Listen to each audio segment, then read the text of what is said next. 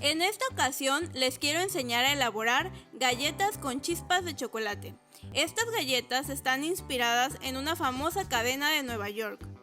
Comenzamos dorando 160 gramos de harina hasta que tome un poco de color. Esto lo puedes hacer en el horno o en un sartén. Yo prefiero hacerlo en la estufa para controlar y evitar que se queme, ya que hay que moverlo constantemente. Una vez listo, lo retiramos del fuego y dejamos que se enfríe por completo. Ahora vamos a colocar los frutos secos. 100 gramos de avellana, 100 gramos de pistache, 100 gramos de almendra.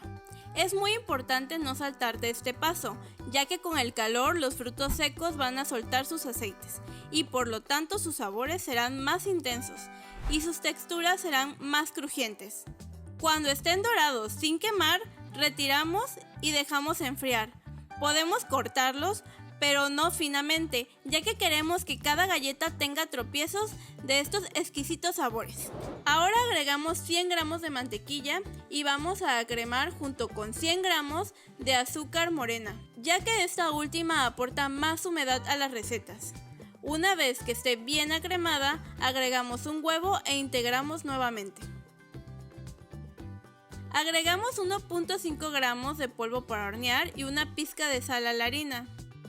Agregamos la harina en partes para que se mezcle mejor, ya que si la agregas toda directamente se pueden quedar grumos de harina, así que te aconsejo que tomes el tiempo de irla tamizando hasta que esté todo bien integrado. Ahora agregamos los frutos secos y 150 gramos de chispas de chocolate.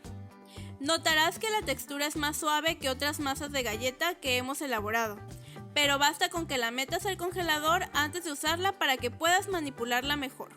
Ya que la sacamos del refrigerador, ayúdate de una cuchara de helados para sacar las porciones de las galletas. De esta forma será más fácil de manipular la mezcla y todas tendrán el mismo tamaño y peso. Colócalas sobre una bandeja con papel encerado y sepáralas entre sí para evitar que se peguen. Ahora colocamos las chispas de chocolate por encima o semillas para que se vean más ricas y vistosas.